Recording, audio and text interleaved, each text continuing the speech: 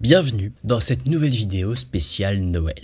J'en ai déjà sorti une sur la chaîne qui relatait d'histoires horrifiques arrivées à des personnes comme vous et moi. Mais dans cette nouvelle vidéo, je vais vous raconter un tout autre type d'histoire. Des histoires plus romancées qui vont nous plonger dans la magie de l'horreur à Noël. Ce sont des histoires qui, je le pense, sont fausses, mais ne dit-on pas que derrière chaque légende se cache une part de vérité. J'espère que cette vidéo vous plaira. Si c'est le cas, n'hésitez pas à laisser un j'aime et à vous abonner à la chaîne. Je vous laisse également me suivre sur Instagram que je vous affiche juste ici. Et sachez qu'en ce moment, il y a un concours que j'ai lancé qui pourrait vous permettre de gagner une carte cadeau d'une valeur de 100 €. Toutes les conditions pour participer sont sur Instagram sous cette photo et sachez que c'est très simple de participer. Donc si vous voulez tenter votre chance, n'hésitez pas. Maintenant, j'espère que vous êtes bien installés et laissez-moi vous conter 5 histoires que l'on pourrait se raconter près de la cheminée un soir de Noël. Et je vous invite à commencer en ma compagnie par la première histoire.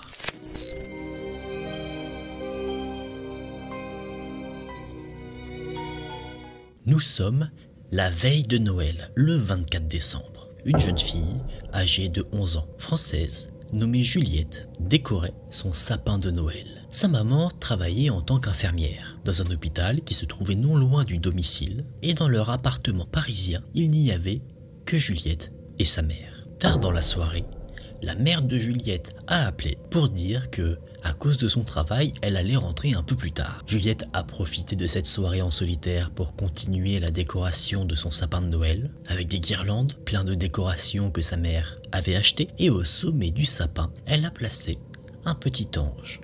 Après avoir terminé l'ensemble de la décoration, Juliette s'est installée devant la télévision et elle s'est mise à patienter. Bien que seule ce soir-là dans son appartement, Juliette se sentait totalement en sécurité. De temps en temps, elle regardait par la fenêtre, admirant la ville de Paris, les lumières des rues qui illuminaient le ciel, la tour Eiffel, au loin. C'était comme vivre dans une ville fantôme. Elle n'entendait aucun bruit à l'extérieur, aucun bruit dans son immeuble car quasiment tous les occupants étaient partis à l'occasion des vacances de Noël, et bien qu'elle profitait de ce moment de vie hors du temps, Juliette a commencé, au fur et à mesure du temps, à s'ennuyer. Elle patientait, et à un moment donné, elle a entendu un son venir de l'extérieur de l'appartement. C'était comme si quelqu'un grattait à la porte d'entrée. C'est un son qui a causé un léger sursaut à la jeune fille, donc elle a décidé d'éteindre la télévision pour installer un calme dans l'appartement et mieux entendre ce qu'il y avait à l'extérieur. Il y avait un silence pesant. Curieuse, Juliette s'est approchée doucement de la porte d'entrée et elle a décidé de jeter un coup d'œil au travers du judas de la porte. Elle ne s'attendait pas à voir quelque chose, mais à sa grande surprise, elle a vu que de l'autre côté de la porte, il y avait un homme habillé avec un long manteau rouge, une sorte de barbe et à première vue, par rapport à ces descriptions, on pourrait se dire que c'était le Père Noël, mais quelque chose se différenciait énormément de ce personnage normalement rassurant. C'est que cet homme qui se tenait devant la porte ne l'était pas du tout. Son manteau rouge était sale, sa barbe était comme graisseuse. Et cet homme a continué de frapper à la porte de l'appartement de Juliette de manière assez forte. La situation rend la jeune fille plutôt nerveuse. Donc, avec une voix un peu tremblante, elle demande qui est-ce. Et l'homme de l'autre côté de la porte lui répond que c'est le Père Noël. Il demande à la jeune fille de le laisser entrer dans l'appartement parce qu'il a froid et très faim. Juliette a à ce moment-là un frisson qui parcourt le long de sa nuque. Elle ne croit plus au Père Noël depuis quelque temps, donc elle sait que cet homme qui se trouve devant son appartement n'est pas le Père Noël, mais que c'est un homme comme les autres. Elle ne compte pas laisser cet individu rentrer chez elle, donc elle dit que sa mère n'est pas là, et elle demande à l'homme de partir. Et peut-être qu'en disant cela, Juliette a fait une grave erreur. Elle a indiqué, sans vraiment le vouloir, à l'homme qu'elle était seule chez elle. Et après avoir terminé sa phrase, Juliette a pu voir au travers du judas que l'homme se métamorphosait petit à petit. Bien qu'il ne donnait pas confiance dans un premier temps, il n'avait pas l'air méchant. Mais là, Juliette voit que le visage de l'homme se transforme d'un visage calme à un visage énervé. Il commence à frapper de plus en plus fortement sur la porte d'entrée de l'appartement et il utilise également la poignée de la porte pour essayer de forcer concrètement l'entrée dans l'appartement de Juliette. L'homme crie, il dit: Juliette, ouvre, c'est le Père Noël. J'espère que tu m'as laissé du lait, des cookies. Tu sais, Juliette, à quel point le Père Noël aime le lait et les cookies. Je sais ce que vous vous dites. Comment cet homme peut connaître le prénom de Juliette? L'homme continue de s'enrager de plus en plus. Il ne frappe plus seulement la porte de ses mains, mais également en mettant des coups de pied dedans. Juliette jette de temps en temps des coups d'œil dans le Judas, elle ne sait pas comment réagir, et alors qu'elle jette un coup d'œil au travers de ce fameux trou, elle voit qu'à un moment donné l'homme sort de son manteau un couteau, et elle entend que l'homme insère ce couteau dans la serrure pour essayer de la crocheter. Juliette est terrifiée, elle ne sait pas quoi faire, et elle crie instinctivement « Partez !» ou j'appelle la police. Et d'un coup, tout s'est arrêté. Juliette ne bougeait plus. Elle était chez elle, en soi en sécurité. Elle se dit que peut-être sa menace a fonctionné, ce qui a provoqué donc ce fameux silence. Quelques minutes passent et Juliette décide de regarder de nouveau dans le Judas pour voir si l'homme est parti. Et à sa bonne surprise, c'était bien le cas. Le couloir devant son appartement était complètement vide. Donc, les palpitations que Juliette avait dues à cette situation dramatique, traumatisante, commencent à s'atténuer un petit peu. Et alors qu'elle commence un petit peu à retrouver ses esprits et à reprendre son souffle, l'homme qui l'avait effrayé refait son apparition dans le couloir. Juliette a à peine le temps de se rendre compte que l'homme est là, que l'individu fonce sur la porte de l'appartement, une hache à la main. Juste avant l'impact du coup de hache sur la porte, Juliette s'est écartée, elle est tombée au sol, et là, Juliette fait une constatation qui ne va pas du tout en son sens, c'est que la porte ne tiendra pas indéfiniment face à la hache de l'homme. Donc ce qu'elle décide de faire, c'est de ramper jusque dans un placard et de se cacher derrière les manteaux en espérant que l'homme, si jamais il arrive à rentrer dans l'appartement, ne la retrouve pas. Juliette pleure, elle entend au loin les coups de hache sur la porte et à un moment donné, elle entend des bruits un peu différents. Elle comprend que l'homme a réussi à briser la porte, ou en tout cas à se frayer un chemin au travers de celle-ci. Il y a quelques secondes de silence après, et une voix perce ce silence. Juliette entend l'homme rire et dire « Juliette ma belle, où es-tu? Nous allons bien nous amuser tous les deux. Où est-ce que tu te caches ?» Juliette entend l'homme marcher dans tout l'appartement, à sa recherche. La jeune fille essaye de se cacher du mieux qu'elle le peut en se recroquevillant, en essayant d'être la plus petite possible. Elle n'ose pas penser ce que cet homme lui fera s'il met la main sur elle. Et alors qu'elle se perd dans ses pensées cherchant une solution, elle entend la poignée du placard être utilisée. La porte se met à trembler et une voix de l'autre côté se fait entendre. « Juliette, ouvre-moi, je suis le Père Noël, ouvre-moi vite avant que je ne t'ouvre en deux. » L'homme utilise de nouveau sa hache pour détruire la porte du placard. Juliette crie de peur. Juliette prend un des manteaux qui était au-dessus d'elle et se cache à l'intérieur. Ses mains tremblent, ses yeux sont grands ouverts. Et en prenant le fameux manteau dans lequel elle s'était cachée, elle avait fait tomber un cintre. Et au moment où l'homme a ouvert la porte du placard, elle a réussi à prendre le cintre et à le planter dans la figure de l'intrus qui s'était introduit chez elle. L'homme souffrait, il criait de rage et de douleur. Du sang coulait sur ses joues. Il a retiré le cintre qui s'était planté dans son œil. Et il a ensuite attrapé Juliette par les cheveux. Il a tiré la jeune fille hors du placard.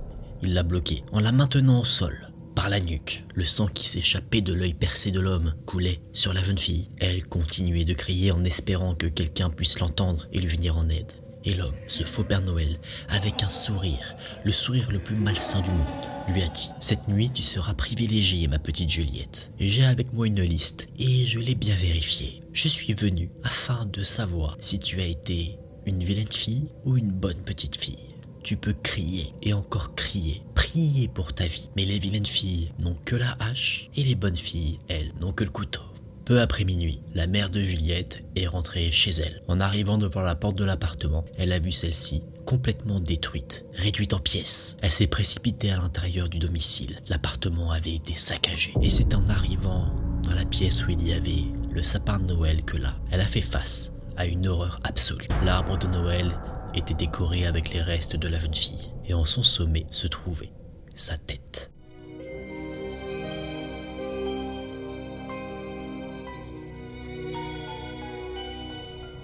Nous sommes la veille de Noël. Une famille était rassemblée dans son salon et le père, lui, était en train de lire son journal. La mère de famille, elle, était en train de coudre un pull et les enfants, Jimbo et Stéphane, étaient allongés sur le sol en train de faire du coloriage. Les deux enfants ont demandé aux parents de leur raconter une histoire, mais une histoire très particulière. Une histoire non pas de Noël, mais une histoire d'horreur. Le père de famille a accepté. Il a dit d'accord, je vais vous raconter une histoire, celle concernant la créature la plus effrayante et dangereuse du monde, le griffeur. La mère de famille, en entendant le sujet de l'histoire, pousse un soupir et dit « Mon Dieu, tu l'as dit ». Jimbo demande qui est ce fameux griffeur. Et le père lui répond que c'est une créature qui est la plus dangereuse du monde. Une créature qui vit dans une grotte au pôle Nord, l'endroit le plus humide et le plus froid que le monde connaisse. Le griffeur en a fait sa demeure. Apparemment, il dormirait dans l'épave d'un bateau qui avait fait naufrage en entrant en collision avec les rochers autour de la grotte. Cette créature se fiche du froid de son lieu d'habitation. Mais il y a une chose qu'il déteste par-dessus tout, c'est entendre quelqu'un prononcer son nom.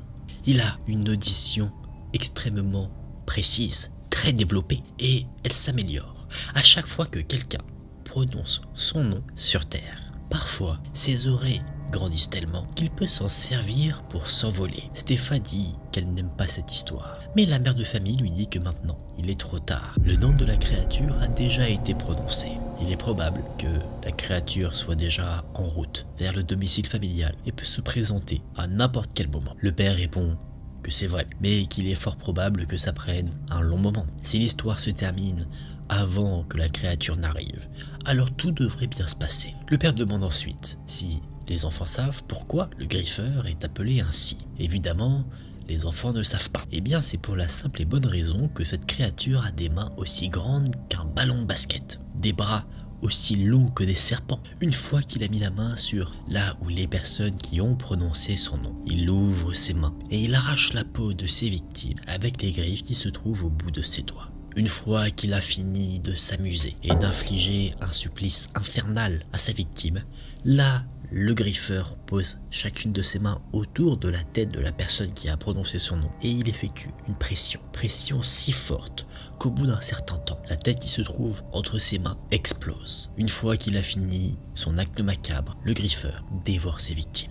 Personne ne sait à quoi il ressemble. Les seules personnes qui l'ont vu sont celles qu'il a dévorées. Et comme vous le savez, les morts ne racontent pas d'histoire. Sa peau est presque transparente, on peut apercevoir les veines qui parcourent son corps, des veines de couleur bleue et rouge. On dit que le bleu est pour symboliser la peur et le rouge pour symboliser la rage. À ce moment-là de l'histoire, les enfants commencent à être paniqués. Ils demandent donc à leur père de finir rapidement l'histoire afin que tout rentre dans l'ordre. Le père continue donc en expliquant que ce fameux griffeur serait né sur un bateau qui s'est perdu en pleine tempête, en Arctique. Certains des passagers du bateau se sont noyés, d'autres ont été gelés jusqu'à en perdre la vie. Certains se sont donné la mort ou d'autres sont morts de faim. Ce fameux griffeur serait né de la rage et de la peur de tous ces individus décédés sur le bateau. Et là, Jimbo va poser une question intéressante. Pourquoi ce griffeur tue des gens? Eh bien en fait, on ne le sait pas. La seule chose qu'on sait, c'est qu'il n'aime pas que quelqu'un prononce son nom. Ce qu'on sait de plus, c'est qu'il n'y a qu'un seul moyen de s'en protéger réellement. Et alors qu'il arrive à la fin de son histoire, le père se rend compte que ses enfants sont un peu dubitatifs,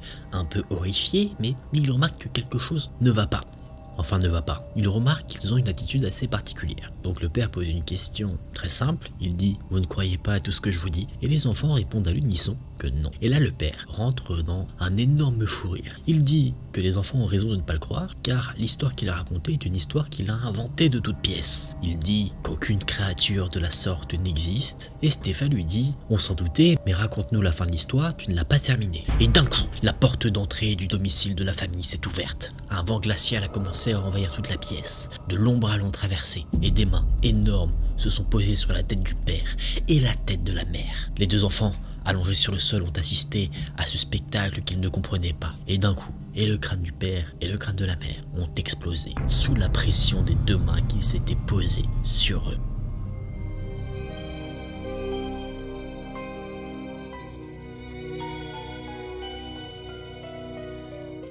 L'histoire que je vais maintenant vous raconter est l'histoire d'un enfant qui nous dit que son père et son grand-père sont des hommes qui ont l'habitude de consommer pas mal de boissons qui les met en joie. Le jeune homme, lui, n'en a jamais bu une goutte. Et il y a une raison à cela. Quand il était enfant, les temps étaient assez durs. Il vivait dans la pauvreté. Le jeune homme explique que son père et son grand-père n'ont jamais vraiment eu de travail honnête, leur permettant de gagner leur vie. Et la seule qualité du grand-père du jeune homme, selon lui, c'était qu'il jouait de la clarinette comme un véritable artiste. Il avait appris au père à jouer de l'accordéon et donc à chaque Noël, le grand-père et le père rassemblaient certains de leurs amis afin de constituer une chorale de Noël. Le groupe faisait ensuite du porte-à-porte et ils chantaient pour ceux qui voulaient bien les entendre et ils prenaient un petit peu d'argent ici et là suite à leur passage. Après chaque soirée, le groupe dépensait tout ce qu'il avait gagné dans un pub. À un Noël, le groupe a décidé de prendre le jeune garçon avec eux. Lui était bien trop jeune pour jouer d'un instrument. Donc, ce qu'il lui avait donné, c'était un instrument de musique qui ne nécessite pas vraiment de compétences particulières. C'était le fameux triangle. Et de temps en temps, le groupe a indiqué qu'il devait taper dessus, ici et là. Nous sommes donc une nuit plutôt sombre. Il neigeait, on est en plein mois de décembre, à Noël. Il fait très froid. Le froid est d'ailleurs si glacial que chaque caresse sur la peau ressemble à l'entaille d'un couteau. Mais le groupe reste courageux et réalise ce qui a été fait chaque année, c'est-à-dire le porte-à-porte. À un moment donné, le grand-père, qui était un peu le chef du groupe, voit une maison et dit « Cette maison va bien nous rapporter ». Ce qui laissait penser cela au grand-père, c'est que la maison était en fait un énorme manoir avec des décorations de Noël devant. Il était sûr que ceux qui vivaient là avaient de grands moyens. Donc le grand-père a frappé à la porte d'entrée et le groupe s'est mis à jouer une chanson de Noël. La porte d'entrée s'est ouverte et une femme tenant un verre de vin entre ses mains s'est présentée. Elle a souri en voyant le groupe jouer de la musique, elle a pris un autre verre de vin et l'a tendu. Le grand-père s'est précipité pour le prendre et à ce moment-là, le jeune homme a levé ses yeux un peu au ciel se disant que son grand-père ne manquait jamais une occasion de boire, peu importe les circonstances. Et c'est en levant les yeux au ciel que le jeune homme a vu, à la fenêtre, caché dans l'ombre, un visage qui observait le groupe à l'extérieur. Ce visage était le visage le plus hideux que le jeune homme avait vu de toute sa vie. Le jeune homme a ensuite reposé ses yeux sur la jeune femme qui avait ouvert la porte, et elle aussi avait un visage abominable. En voyant ces deux choses, le jeune homme a compris que quelque chose n'allait pas, donc il a voulu empêcher son grand-père de boire le vin qui lui avait été tendu. Le grand-père avait été trop rapide. Avec une seule gorgée, il a consommé l'entièreté du verre qui lui avait été tendu. Et ensuite, il a lâché un soupir de satisfaction. La femme qui avait tendu le verre a rigolé aux éclats. Et elle a dit « Mon cher, vous venez de boire du sang. » Et après ces quelques mots, elle a refermé la porte de son manoir. Le groupe, laissé seul ici, ne comprend pas ce qui s'est passé. Mais le grand-père, lui, laisse s'échapper de sa main le verre qu'on lui avait laissé. Et d'un coup, il est tombé sur le sol. Le jeune homme ne se souvient plus de grand-chose. Il se souvient simplement s'être réveillé avec la lumière de l'aube. Il était là, allongé dans la neige. Les autres hommes composant le groupe étaient là eux aussi. Tout le monde s'est relevé, ne comprenant pas sur ce qu'il s'était passé, mais ce qui était des plus surprenants, c'est que le fameux manoir n'était plus un manoir magnifique. C'était un lieu qui semblait comme abandonné et où il semblait que la vie avait déserté l'endroit depuis des années. Sur la neige blanche, il n'y avait qu'une trace rouge qui dénotait. Trace rouge qui avait été laissée par le verre de vin qui s'était brisé en tombant sur le sol. Et dans tout le groupe, un homme ne s'est pas relevé. Le grand-père, lui, était complètement violé. La vie avait quitté son corps. Tout le monde est parti. Paniqués, ils se sont précipités vers la police. Les officiers ont pris en charge le corps du grand-père. Le corps a été emmené à la morgue. Le père de famille, lui, a raconté ce qui s'était passé. Mais évidemment, personne n'y a cru. Les policiers ont dit que le fameux manoir était inoccupé et même abandonné depuis au moins 10 ans. Depuis cette nuit, le père du jeune homme n'a plus jamais été le même. Il n'a plus jamais laissé une seule goutte d'alcool toucher ses lèvres. Et le jeune homme, lui, a pris la même décision.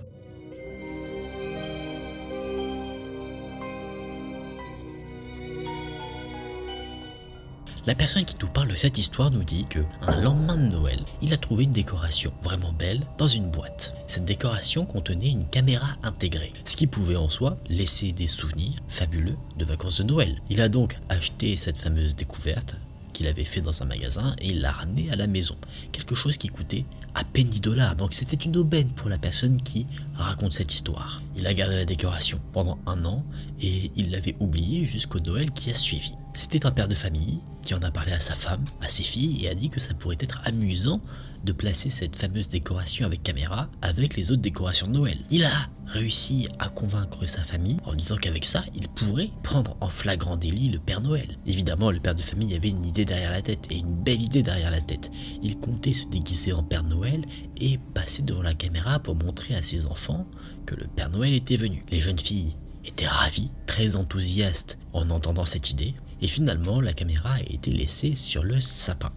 Le père de famille l'avait déplacé pour qu'il y ait un meilleur angle, et donc peu de temps avant Noël, le père de famille a fait quelques tests, pour être sûr que, au moment décisif, tout allait bien fonctionner. Il laissait la caméra tourner de nuit, et le matin il l'a récupérée, et effectivement, l'image était correcte, tout semblait aller pour le mieux, et le projet du père semblait se dérouler sans problème. Tout était censé se passer comme prévu. Le père de famille a donc replacé la carte mémoire dans la décoration. Il a également prévu une batterie pour être sûr de capturer le fameux moment et ne pas tout foirer. Effectivement, il n'a qu'un essai, le soir de Noël, et donc le réveillon. Noël se passe en famille, tout le monde mange beaucoup, tout le monde est heureux, la famille fait des jeux de société, et comme le veut leur tradition familiale, juste avant de dormir, les filles ont le droit d'ouvrir un cadeau offert par les parents, ça ils le savent, avant d'ouvrir les cadeaux faits par le Père Noël le lendemain. Après, tout le monde est allé se coucher et les parents étaient amusés d'entendre leur fille parler, rire, se demandant à l'une et l'autre de se taire car elle avait entendu un bruit qu'elle pensait être le Père Noël. Et au bout d'un moment, les deux jeunes filles se sont endormies. La mère de famille a embrassé son mari sur la joue avant d'aller se coucher et le père, lui, a décidé de faire un tour de la maison pour éteindre toutes les lumières, s'assurer que tout était bien éteint. Il comptait mettre en œuvre son fameux plan, donc il allait dans le grenier pour récupérer son costume de Père Noël, et il allait dans le salon, sur la pointe des pieds. Il était prêt pour réaliser son plan qu'il préparait depuis un moment. Il a fait ce qu'on imagine qu'un Père Noël, s'il existait, ferait. C'est-à-dire qu'il a mangé les gâteaux et bu le lait qu'on lui avait laissé, il a caressé son faux gros ventre, il a marmonné ho ho ho, il a déposé quelques cadeaux près de la cheminée, toujours devant la caméra qui était cachée, et le père ensuite s'en va, très satisfait de ce qui s'est passé. Une fois le tournage, si on peut appeler ça comme ça, réalisé, le père va se coucher, et on arrive le jour J, le jour de Noël, le lendemain matin. Le couple est réveillé par les deux jeunes filles qui sont très excitées. D'une part, ils ont hâte d'ouvrir leurs cadeaux, et d'autre part, ils ont hâte de voir le Père Noël déposer les cadeaux. Donc, le père se lève, il récupère la caméra, il enlève la carte mémoire et la place dans son ordinateur pour consulter les enregistrements, et il appuie sur play. Le père de famille est aux anges. Les deux jeunes filles sont surexcitées en voyant le Père Noël. Tout semblait s'être déroulé au mieux, et alors que le père embrassait ces deux jeunes filles, fier du plan qu'il avait réussi à réaliser, il n'a pas stoppé directement la vidéo une fois que son passage à l'écran était terminé. Donc, pendant que tout le monde déballait les cadeaux, la vidéo, elle, l'enregistrement continuait à tourner. Alors que le père regarde ses enfants ouvrir leurs cadeaux, il remarque un des cadeaux qu'il ne reconnaît pas et qui lui est adressé. Sa femme est aussi confuse. Et donc, sa fille lui tend le cadeau et lui dit « Papa, tiens, c'est pour toi. Ça doit être de la part de Monsieur l'Elfe. » Le père, lui, comptait ignorer ce que sa fille lui avait dit et juste prendre le cadeau.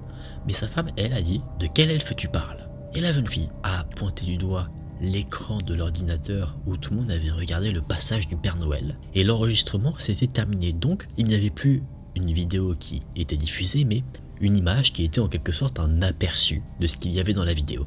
Et l'image montrait quelque chose d'assez clair. La jeune fille a dit « C'est l'elfe qui est venu avec le Père Noël. » Et en entendant ça et en voyant l'image, le père est pris de panique. Il sait que c'est pas sa femme qui s'est déguisée en elfe. Et donc le père se précipite sur l'ordinateur pour analyser la vidéo. Et sur la vidéo, le père voit que quelqu'un est rentré dans la maison et s'est caché dans un coin. Au moment où le père de famille avait éteint toutes les lumières, cet individu est resté caché pendant que le père était en train de jouer le Père Noël. Et normalement, la caméra permettait d'enregistrer aussi du son, sauf que quand le père avait fini de faire ce qu'il avait fait, là, la caméra est devenue comme totalement muette. Il n'y avait aucun son. La personne qui s'était introduite dans la maison portait un costume d'elfe et il a regardé la caméra au loin sans bouger une seule fois, pendant à peu près 1 heure. Après 7 heures, là l'homme a commencé à bouger, il s'est rapproché du sapin, il a mangé quelques biscuits, il a croqué un bonhomme en pain d'épices, et en voyant cela, le père a détourné son regard de la vidéo pour regarder l'assiette de biscuits, et effectivement, le fameux bonhomme en pain d'épices avait été un peu mangé. L'homme s'est ensuite rapproché doucement du sapin, plus précisément de la décoration où il y avait la caméra. Et c'est là que, bien que le son semblait être étouffé, le père entendait une respiration lente mais forte, celle de cet homme, qui a tendu la main vers la caméra. Et là d'un coup, l'enregistrement s'est arrêté. Horrifié, le père de famille s'est précipité vers le fameux cadeau qui était destiné à son attention. Il a retiré le ruban et a ouvert la boîte. À l'intérieur, il y avait quelque chose de petit, d'enveloppé. Ce qu'il y avait, c'était la batterie de la caméra, celle que le père avait placée dans la décoration pour filmer toute la nuit de Noël. Voyant cela, sa femme s'est emparée de la fameuse décoration, a retiré le couvercle et a vu qu'effectivement, la batterie était manquante. La personne qui raconte cette histoire ne sait pas ce qui l'effraie vraiment le plus. Elle ne sait pas si c'est l'enregistrement qui a été fait par la caméra, ou alors d'imaginer ce que cet homme déguisé en elfe a fait après avoir éteint la caméra.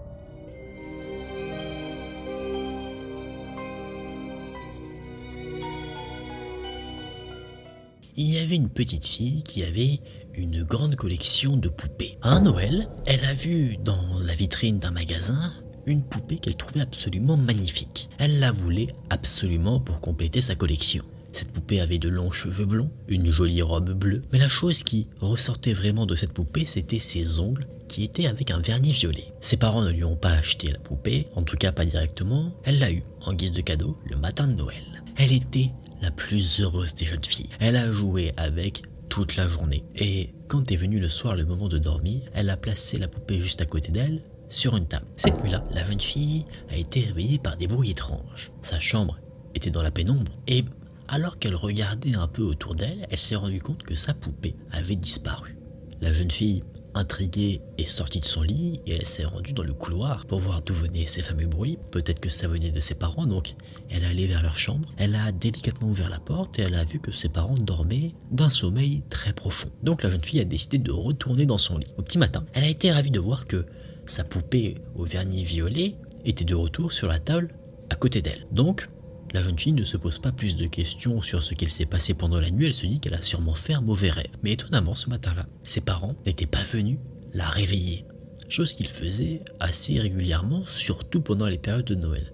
Donc curieuse, elle se demandait ce que pouvaient bien faire ses parents. Elle s'est rendue dans leur chambre et elle les a retrouvés, tous les deux, gisant dans une mare de sang. La jeune fille n'a pas compris comment cette atrocité avait pu arriver, jusqu'à ce qu'elle remarque au niveau du cou de chacun de ses parents 2 ongles violets plantés dans la gorge. Et voilà les amis, on en a fini pour ces 5 histoires d'horreur. Alors je vous l'ai dit, ce sont des histoires qui sont très romancées. J'essaie de vous présenter des choses qui étaient assez réalistes, d'autres un peu moins. En tout cas, j'espère que ça vous a plu. J'ai fait de mon mieux pour vous mettre dans l'ambiance. J'espère que ça a marché. C'était, je trouve, de belles histoires d'horreur. J'ai beaucoup aimé vous les partager. Si vous-même vous les avez appréciées, vous avez aimé cette vidéo, n'hésitez pas à laisser un j'aime et à vous abonner à la chaîne. Je vous donne également mon Instagram IconTV que je vous affiche juste ici si vous souhaitez me suivre là-bas pour me partager une histoire qui vous est arrivée à vous. Et si également vous souhaitez participer au fameux concours dont j'ai parlé au début de la vidéo, le concours pour gagner la carte Amazon d'une valeur de 100 €, vous pouvez toujours participer, donc n'hésitez pas si le cœur vous en dit, c'est l'occasion de vous faire un beau cadeau ou d'offrir un beau cadeau à quelqu'un. Merci d'avoir regardé la vidéo jusqu'à la fin, je vous souhaite de joyeuses fêtes, un très joyeux Noël, prenez soin de vous les amis, c'était Aken, salut!